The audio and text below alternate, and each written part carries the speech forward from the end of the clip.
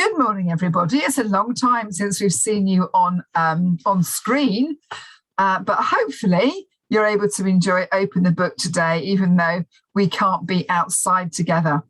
So we've been thinking about kindness this term, haven't we? And thinking about people who have been kind and how kind Jesus was. Well, today's story is about someone from the Old Testament, the old half of the Bible, before Jesus. And it's about a man called Elijah. Now, Elijah was one of God's messengers. He spoke to people about God and gave them messages from God. And Elijah had been talking to the king, to King Ahab, who wasn't a very nice king. And he'd been trying to help him to live a better life. And Elijah was in the Jordan area, around by the Jordan River. But there had been no rain, and the rain had meant the river had dried up, and poor Elijah hadn't got any food. So let's open the book and let's read the story of a jar and a jug. Elijah had survived a long time walking around in the desert, talking to people, but because there was no rain, the brook he was drinking from had eventually dried up. What now? Elijah cried to God. I'll die of thirst if I stay here. I am the real God, remember? God said. Not some statue made of sticks and stones. So I've planned ahead. There's a widow who lives in Zarephath, not far from here. Go and stay with her. She'll take good care of you. So Elijah went to Zarephath, and there he found a lady, a widow, picking sticks up from the ground. Excuse me, He said to her. May I have some bread and water, please? The woman stopped picking up the sticks and stared at Elijah. Don't have any bread. She said wearily. All I have is a handful of flour in a jar and a few drops of oil in a jug. I'm picking up these sticks to make a little fire. I shall then mix the flour and the oil into a cake and bake it on the fire. Then my son and I will eat the cake and die, for that is all we have left. It was a sad story, and Elijah felt sorry for the widow. But then he remembered that God was the real God, not some statue made of sticks and stones, and God had told him that the widow would take care of him. So Elijah told the woman what to do. You must trust me, He said.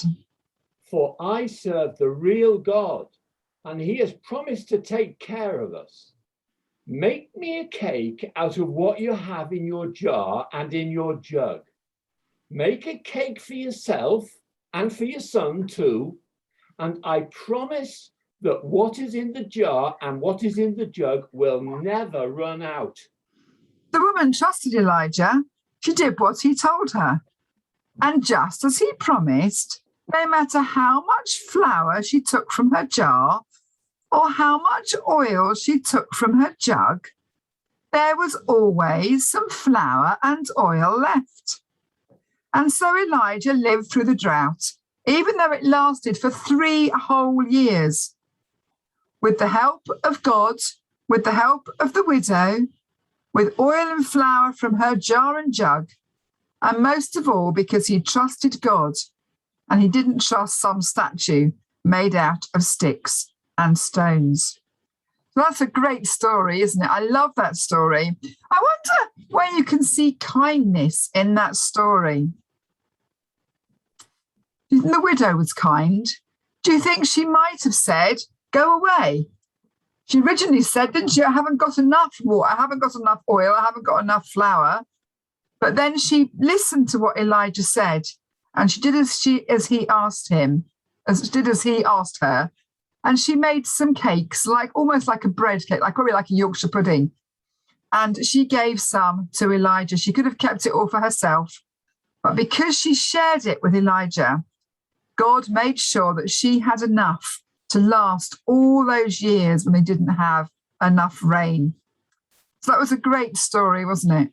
And I think it reminds us that we need to trust God to look after us, and also to be kind to other people and not to keep what we have to ourselves, even if we don't think we've got very much. So let's close our eyes for a moment and we'll just think about those people who need us to help them. We've been talking recently about the Harvest Festival that's coming up at the end of October and how we're going to be bringing food in to help people who don't have enough. Sometimes perhaps we think, oh, we haven't got that much, but we can all spare something to help someone else.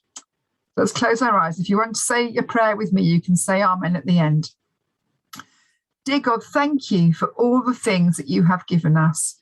Thank you that we have enough. Please help us to be kind and to share what we have with others. We thank you for the widow in the story who shared her oil and her flour with Elijah. Help us to be inspired to do the same. Amen. Amen.